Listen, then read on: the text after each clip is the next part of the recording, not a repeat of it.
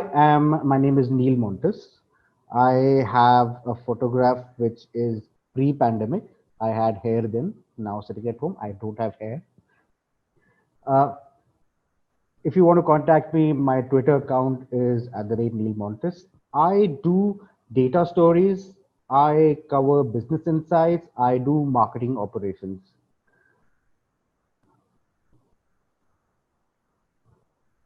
And I have worked in a number of companies all around data analytics, marketing operations. My previous engagements have been around.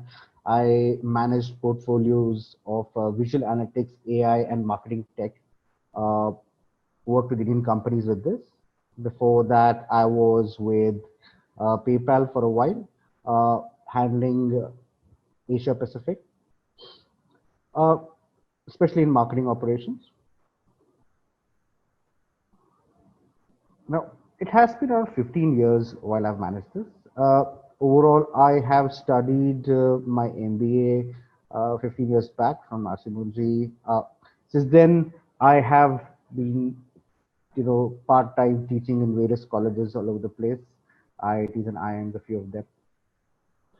Uh,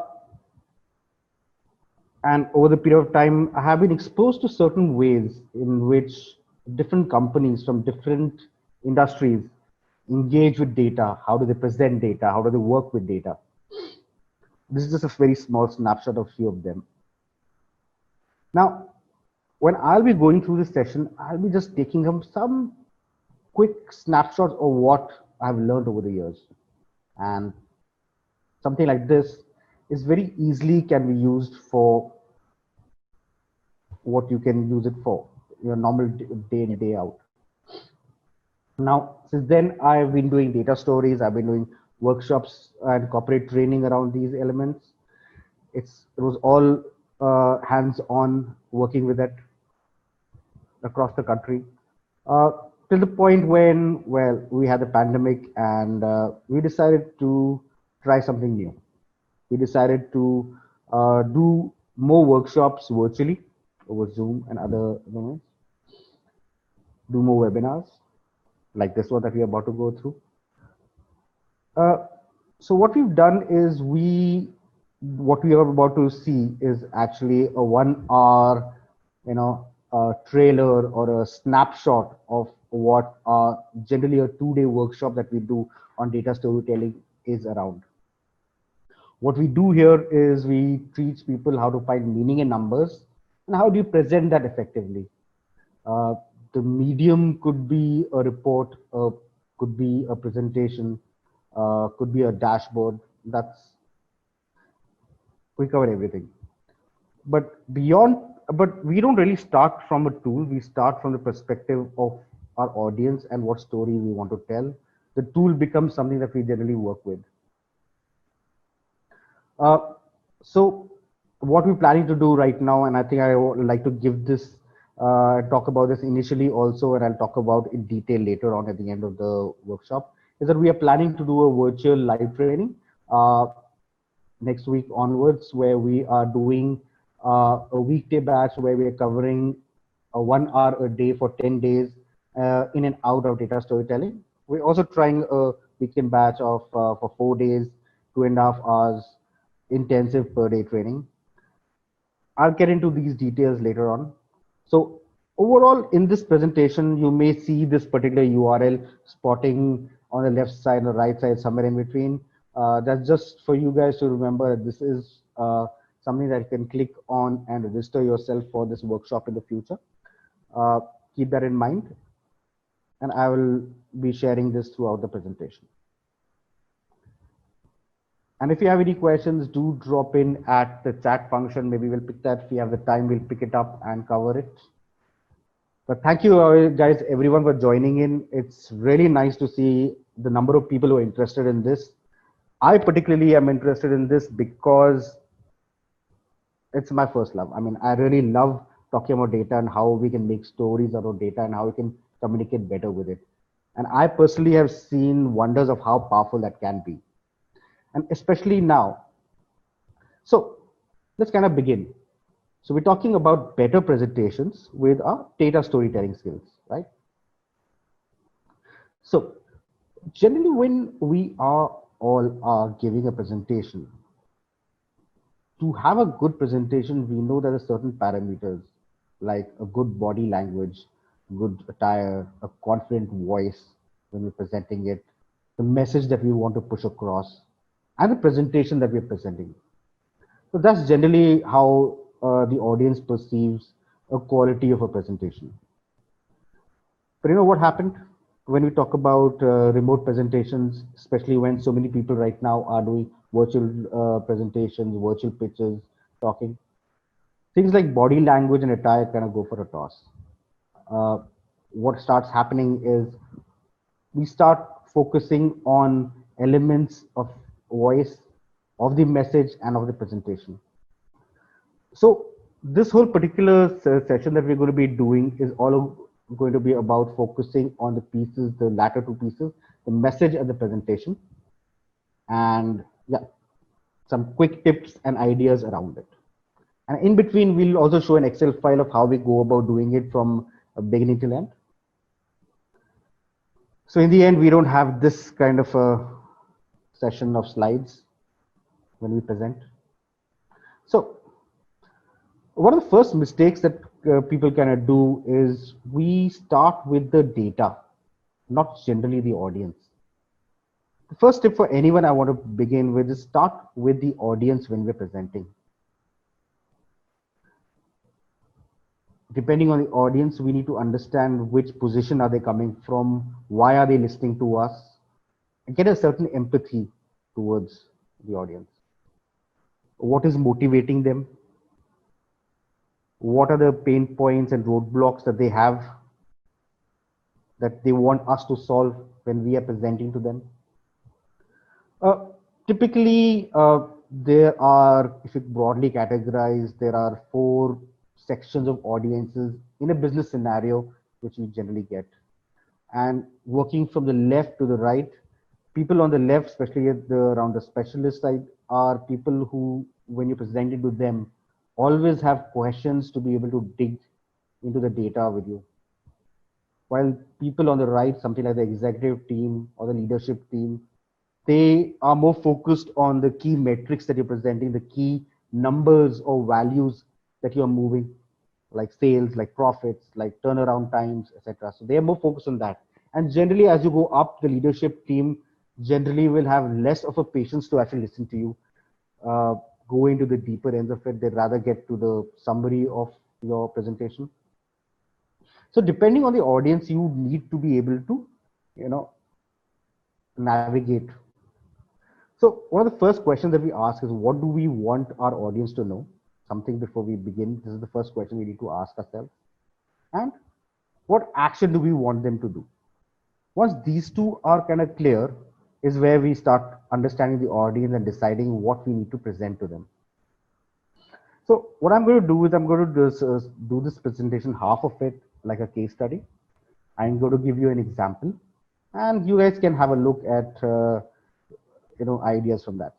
This is a very small, simple case study, and uh, but it gives you an example of how something as simple as this can give you a position to make a data story. All right. So what you see on your screen is a role play. We have a new retail chain which we call Small Bazaar, no relation to Big Bazaar. So you are an operations manager, suppose. I am an operations manager. Okay. And my job is to provide insights to the leadership team. A second. All right. And what has happened is that in the past, we used to have a store in Bombay in a place called Chembur. We thought that it wasn't doing too well. So we decided to move that retail store from Chembur to another location in Bombay called Dadar. Okay. So this is the role that we had. All right.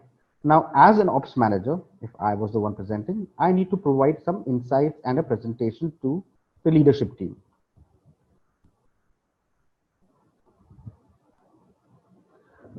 Hi everyone. I think people are saying that my voice is low. I will try to speak a bit louder. Is this better?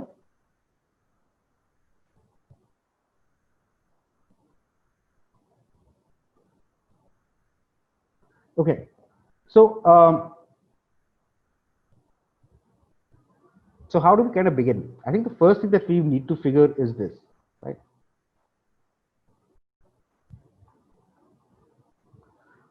Here, for us, our audience is the leadership team, right? And as we talked about, the leadership team is usually concerned with the primary KPIs, right? And important KPIs, if I had to present to them, would be sales or profit, probably, right? So let's look at the data. Let's try to find the spine of the story.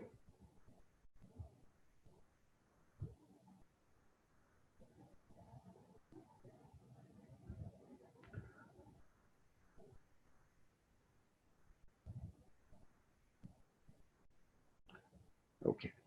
Now, on the screen, we can see that these are the various the supermarket monthly sales by department at the old location that we had, and certain sections on the left, the departments in the left, and the new location, the sales that we got on the right. Okay.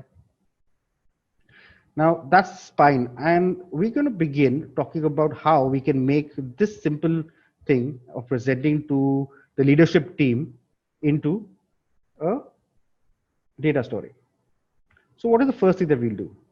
First, we figure out what is the core message that we need to talk to with the audience. We can say from all our structure that sales have increased in our new location, but we've generally seen a drop in one department because of a particular design flaw. And what I need from my audience, the leadership team, is that I need approval to be able to redesign to get our sales higher. So that's the core message. Is the first thing that I begin with before I even begin my data story. What is the core message that I'm pushing across? So once I have this sorted, I have the core message and I know who I'm talking to, I start with this data sheet again and decide on building the visual first, right? So my first question is, okay, I have the chart, now how to make it look good. Now, what you see on the chart is the screen is multiple visuals and multiple charts, which look nice. Generally, in our workshops, I provide cards and a tool for people to be able to navigate through this. But for us, I'll show the easier way of getting around ideas on what chart to make from that data. A pen and a paper, right?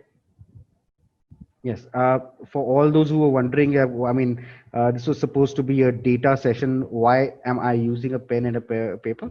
But a tip, a pen and paper is quite often used sometimes whereby expert data scientists, when they're trying to solve certain problems, especially when they're trying to visualize certain things. And I'll show you something here, right? So what are the right charts that I would be do? I'll think of one of those, what I'm showing there is change over time, right? So I'll look at certain options and I'll try creating certain visuals around it. The first visual I tried was a line chart where I split it up into saying, okay, this section was about the sales in the old location and sales in the new location. But I had a problem with this because I was not able to get a view of what is happening inside in each department. So I tried, mocking up another one where I tried, a pie chart. But you know how difficult it is to compare pie charts and sizes, and it kind of looks ugly. So I moved into the third one where I had a stacked bar chart. It kind of made sense, showed me the overall increase before and after sales, but it also showed me the split between the various departments. But then I thought maybe there are certain charts that exist that could do better. So I tried looking at something called an arrow chart, where on the left I can talk about what was the circle talked about the old and the triangle talked about the new. Now, a lot of these charts don't natively exist on Excel, so but there are ways to get that going still. So, and there are other tools that enable us to make these visuals. So, thought of that. Finally, I kind of centered down on something called a slope graph, where visually I would be able to imagine which department sales have gone up more drastically than the others. On the left side is the old location, and the right side is the new location. So by doing this on paper, I was able to imagine what I could do better, which chart would work for me as the spine of my whole presentation. So multiple charts tried, tested out quickly within 5 minutes, made certain visuals, and then moved on to the one that I had decided on. All right.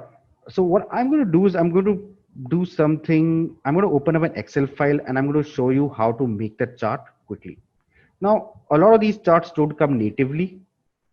And during our certain sessions, I will give you ideas of how every chart and any visual can be created, even with something as simple as Excel. A lot of these charts are native in certain tools like Tableau and Power BI and a few others, but Excel can be done if you are able to and have the instruction how to go about doing it. All right. So let's kind of begin, and I'll show you an Excel file and we'll begin with that and we'll go step by step.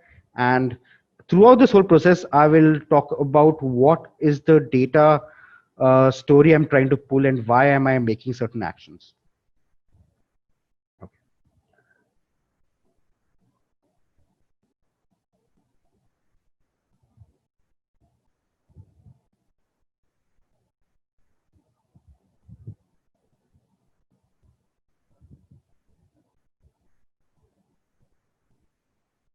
All right, you guys, you can see the screen. So I'm using a simple data. I'm trying to make that into a chart, a slope graph that I imagined earlier. So step one, let's kind of try to build a base chart.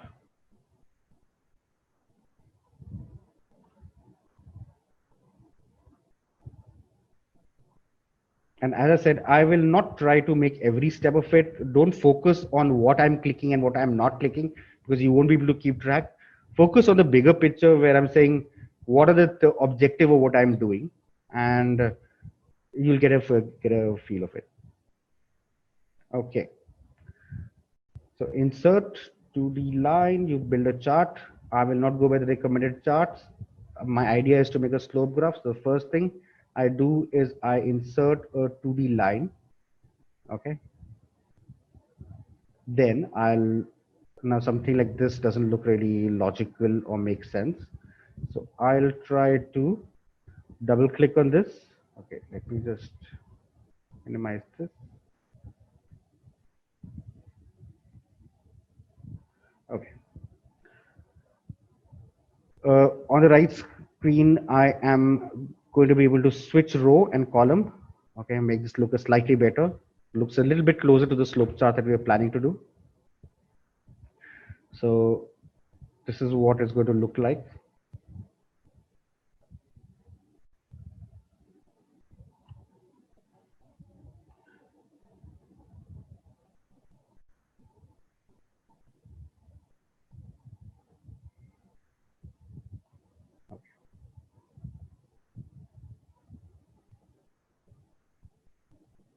All right, in the end, this is what it's going to look like.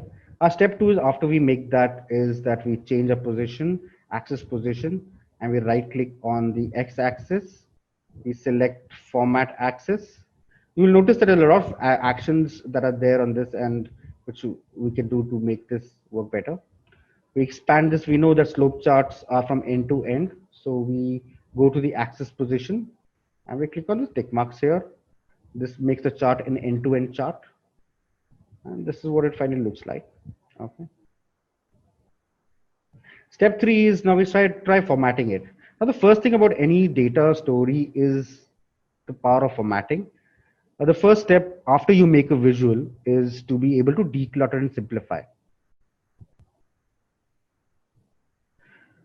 So I have a little bit of feedback. So each chart has advantages and disadvantages. Some people have said that if there are too many categories, then this chart will be confusing. That's correct. So we have to look at each data point and data separately and decide for that particular data point which chart works best for which element. Okay. For me, I decided that I don't have too many departments. I believe that this slope graph would work best for it. So I made that choice. So similarly, I will give you the lessons of what data works with what chart later on. And it's quite a simple task to do. All right. So when you're making a slope chart, I'll quickly talk about the first thing that we do is we try to declutter. There are a lot of things that happen in the chart and we stop focusing on elements, right? So first thing we do is we notice that a slope chart, okay, is tall and narrow rather than,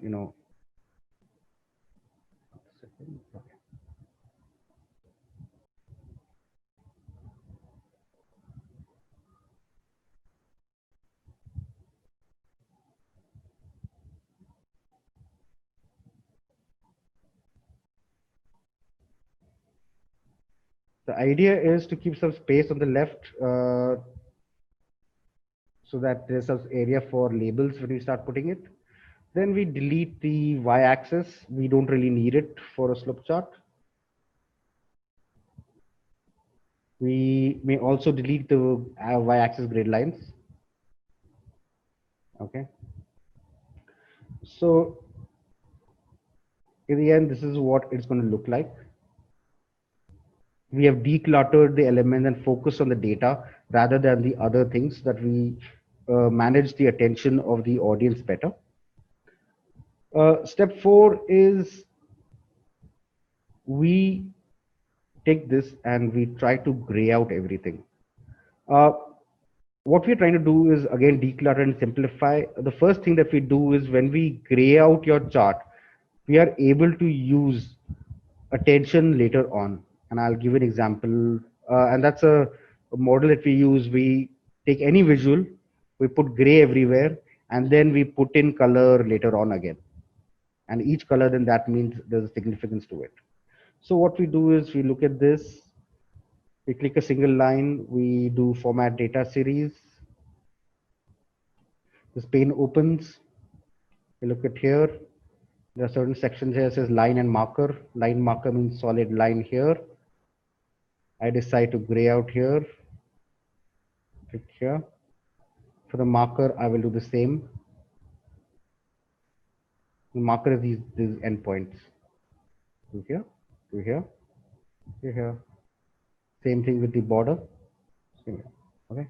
So we'll do the same thing for each one of these lines. It's kind of a manual effort. There really is no shortcut to this.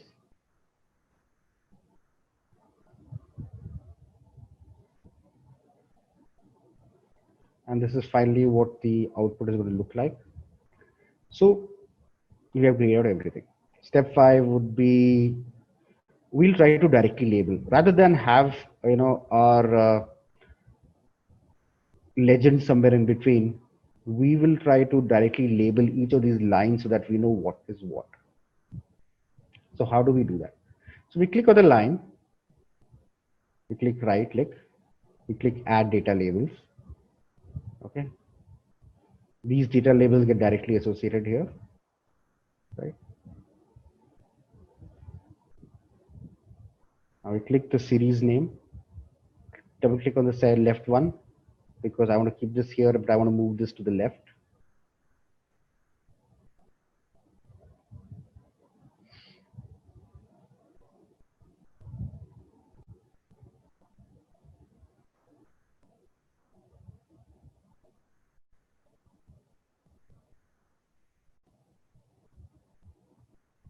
Yeah.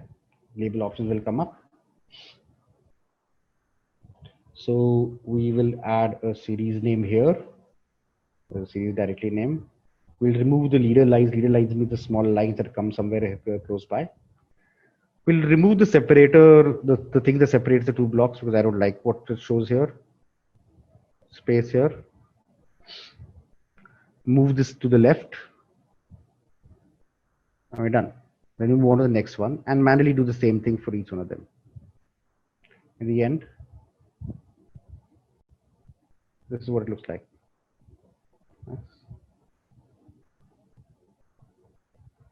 We're directly labeling a chart rather than keeping graphs or data points or elements somewhere on the left. All right, let me start focusing on the design and aesthetic a little bit. We try decreasing the font size to make it less cluttered. We color the label gray so that it matches what the colors here. We make the size smaller. We something like this. We right click our x-axis, okay, and we add major grid lines here, and we select right click again, select format axis, and select no lines. So in the end, what it's going to look like is this, okay? So this is all just essentially small design practices that are there. And overall, this is what the chart starts looking like. It doesn't really end there. Now our objective is, see, remember the message that we had. If we go back to the core message to our audience, was that the fact that while all our elements, all our sales from of various departments are going up from a previous location to a new location, there are certain elements which are going down also. Okay, so I would like to bring attention to a few of them. So individually I will click on each of these charts and manually color them separately. At the end, this is what it's going to look like. So what I've tried to see is whichever has risen faster than anybody else and the other departments, like packaged goods, I marked it black. Okay, and the one that I really wanted to draw attention to was that one department for whose sales kind of dropped significantly. So I marked it orange. Right. Again, this is all simple directly labeling and coloring it individually. Okay. But this doesn't really end here. Remember the message. So, I mean, we should not forget our objective and our titles. So here we're going to add, and we're trying to directly label and color it accordingly also, the labels, and add. So what we've done here is we've directly labeled the department so that whenever the audience is looking, they look straight into that particular chart. And the headline specifically says what exactly that insight happened. It's not like a simple title, something like this, a supermarket monthly sales by department. It kind of is giving an insight right there in the subject line. Okay. So this part was just simply about making the right choice in creating the right visual, okay, or right chart. So we need, so we have various ways. There is something called a visual vocabulary chart section, which is used by certain newspapers and certain sites in which you can download various galleries of the types of charts that are possible. Let me just now go back to the deck.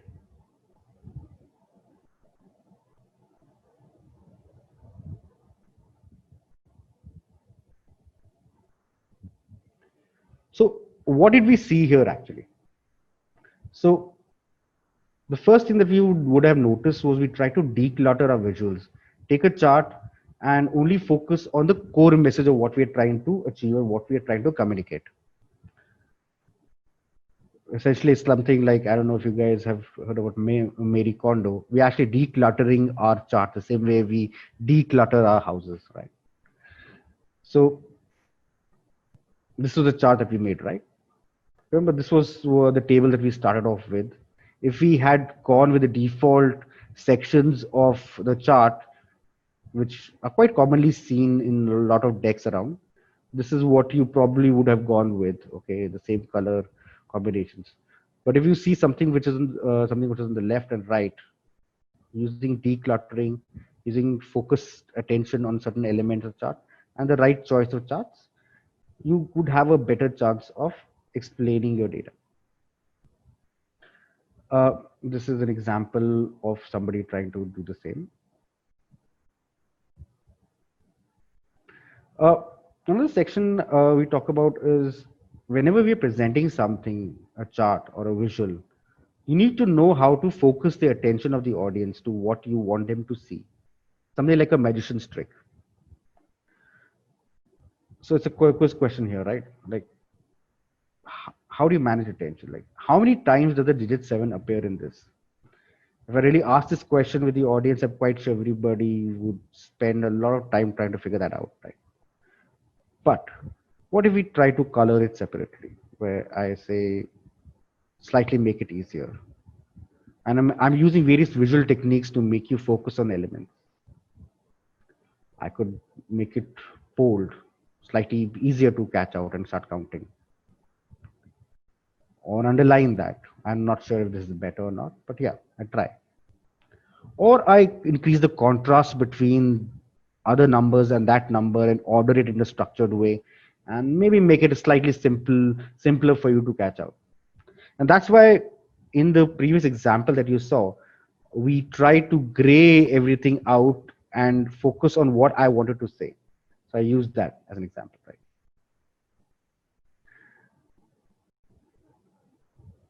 Now, up till now, we've already been talking about the spine, the chart, a data chart that is there. Similarly, for the various other data points that you have in a deck, you will make those individual chart choices. But how do you make a story for something as dry as numbers, as data? So, there's a Stanford study, right, where they gave a presentation with numbers. It's actually a finance presentation to an audience, and half an hour later they asked them about what, certain questions about that presentation, and they asked them about certain things after a few hours. And what they realized was that if it was just numbers and stats, only 5% of the audience that was listening would actually even remember what was being talked about. And the same thing went with any numbers that were there. But if those facts were, connected to a story, a narrative structure, 63% of the people actually remembered what was talked about. That's how powerful it is, right? You see, people see numbers or stats or data, but they feel stories. Whenever somebody actually listens to stories, certain parts of the brain and hormones get flushed in, and your whole body actually remembers them much better than your numbers, which is something that we've noticed with time innumerable. Let's have a look at some things, fairy tales that have been there for a long, long time. Uh, Everybody's heard of Little Red Riding Hood, right? It's a famous nursery rhyme, old nursery rhyme. Now imagine if in a business scenario we talked about a nursery rhyme, a story in a normal business function. We probably are going to murder that PowerPoint, right? We're going to bullet point it. We're going to say, Red Riding Hood has to walk this much miles from this to point A to point B. Then she met this. Then she did this. Then she arrived at grandma's at 2 p.m. Then there was an identified problem. Then there was a solution that was given. Then there was an expected outcome. A very dry, numbers driven, something that nobody will ever remember. And that's what generally when we present something becomes like. How do you make that single chart into a story so that people can actually remember you? The difference about a story and a bullet point is that a story has balance, has imbalance. A story needs to have struggle. It has to have needs, desires, feelings. I mean, these are sort of the recipe part of what a story really is. Now, a story has also a beginning, a middle, and an end. By that I mean is that every story, whether it's a movie, whether it's a play, whether it's a book, has to have 3 acts. That's called the 3-act structure, popularly known. In the first act of any story, you have the introduction, where you introduce the characters and you introduce what is going to happen, the drama. Then the act 2 is about the confrontation, why a conflict is happening, and the details of the story. And the third act is generally the resolution of how it all gets done and what is the next stage and how the story wraps up. Now imagine if all your presentations could follow a similar act structure. Could we have an act 1? Could we have an act 2? Could we have an act 3? Actually, if you ever look at most business presentations, they go straight to act two. There's no rising action, there's no conflict, tuck, tuck, tuck, bullet points, and we're done and we're out. And then we wonder why those presentations that we do don't really have an effect. Remember the case study that we just did? Yeah, the same one where we talked about small bazaar where they changed location and we needed to update the leadership team. Imagine if we were able to storyboard this and have slides specially placed to cover each of these elements. In the beginning of such a presentation, where you're giving it to the senior management, we will begin with an agenda. We will draw a connection to the audience. We will joke, we will set and tell them what we're going to be talking about in the next 20, 30 minutes. Then we're going to be talking about why we had our store at the old location. And there was a particular consultant who advised us to set up a store at that location. So that's the beginning. It sets the motion. The middle could be the discovery, which is we will talk about we thought that the consultant had advised us wrong. Another slide we could devote that, okay, listening to customers, we moved our location closer to them, the next door. Another slide will talk about that we took a risk. Another slide will talk about emotion and that in the end, everything is about sales. And in the end, we will talk in that discovery part, we will talk that everything is not perfect. This is where in the proof in sales and everything not perfect is where we will place that particular chart that we talked about, right? The core, the spine of the story. And in the end, we will talk about that, hey, I have given you this information, but asking the leadership team, the person, the decision maker in charge, I need your action. That there is a problem that the non-veg department is not doing well, and maybe a redesign can do better. And can you okay the new plan? Can you approve of it? And that is the end. Okay. The ask, something that we're leaving the audience with to begin with.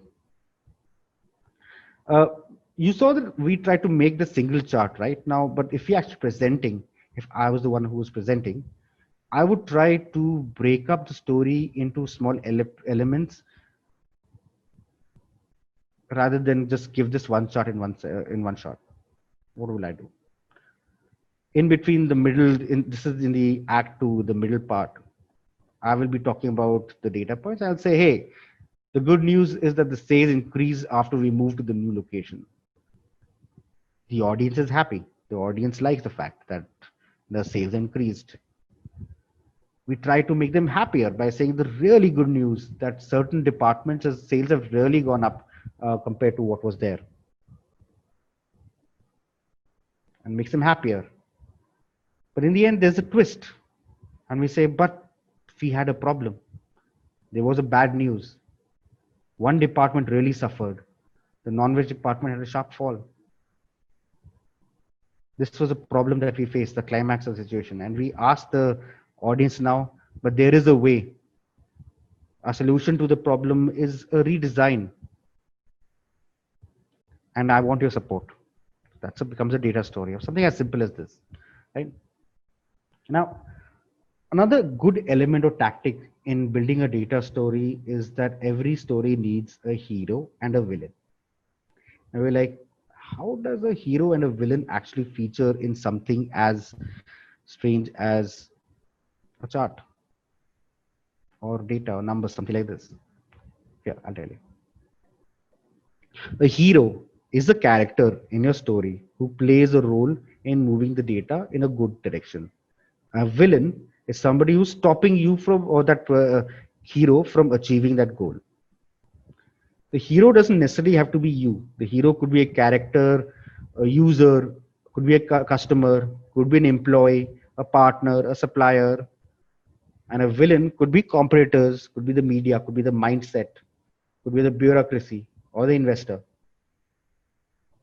By creating a story with a certain individual rather than generally talking in aggregate terms, you start making sure that the audience starts feeling better rather than analyzing what you're presenting to them. Some examples of heroes versus villains could be, we have high performing employees, but they are struggling because we have an inefficient process. So maybe we should change the process. That's a story you could go with. Uh, it could be users on the website are struggling because there are user interface issues on the website. That's a villain. Hero versus villain.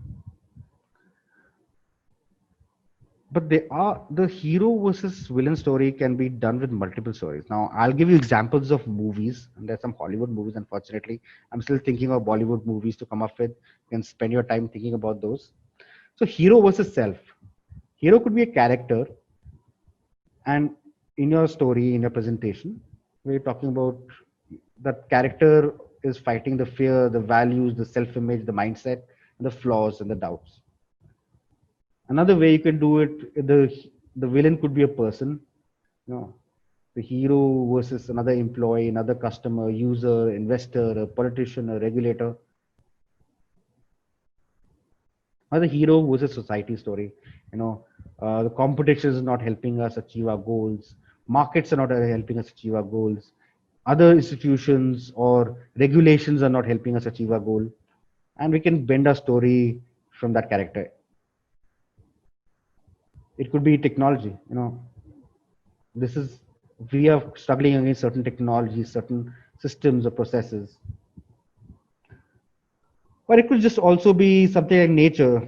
I mean, right now with the pandemic, I think this is such an awesome data story in the sense we're fighting against a natural disaster, right? Our villain is the fact that our sales and most companies are struggling with the coronavirus, right? And what we need to do to, well, get around that. That's the hero versus nature story.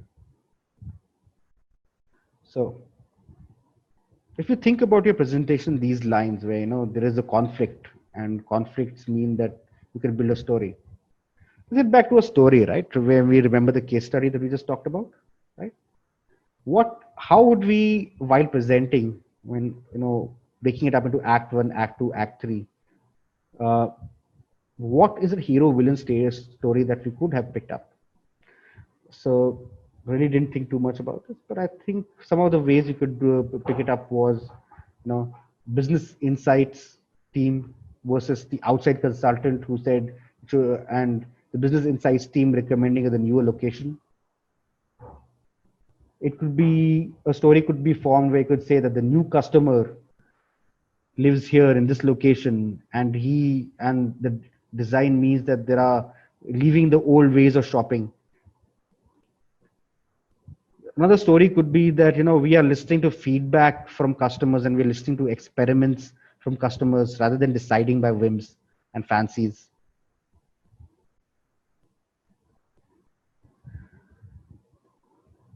So what you just saw was actually some very, very small quick snapshots of something that runs for generally 1 to 2 days, where a 10-hour live workshop. And if you really liked some snippets of what we talked about here, do have a look at something that we are planning in the next for the next week. We call it our and this is the URL that has been shared with you to log in and book. So what we, as I talked initially, was that this is a data storytelling workshop. We'll be doing virtual live training here, where we deep dive into data storytelling and we equip you with the skills. It comes in 2 batches. What we'll cover is 10 modules, one each, where there will be chart redesigns, there will be presenting data stories, examples of data stories done well, how to question numbers. There are checklists. There are a lot of elements that we will be adding. So besides that live training, you will get a certificate of completion, one-on-one 20-minute Q&A session with me, where I'll talk about and I'll give you feedback and inputs. I will give you the presentation feedback.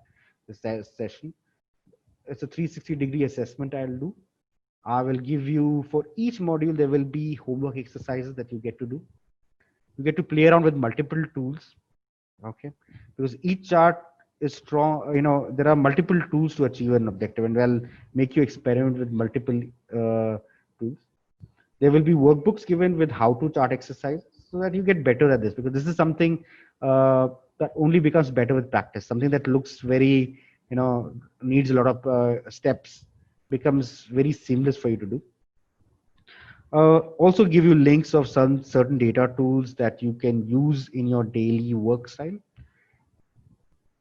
All you need to do is, you can see that URL on the top. I think you also been given that URL. Do have a look and took your time there, right?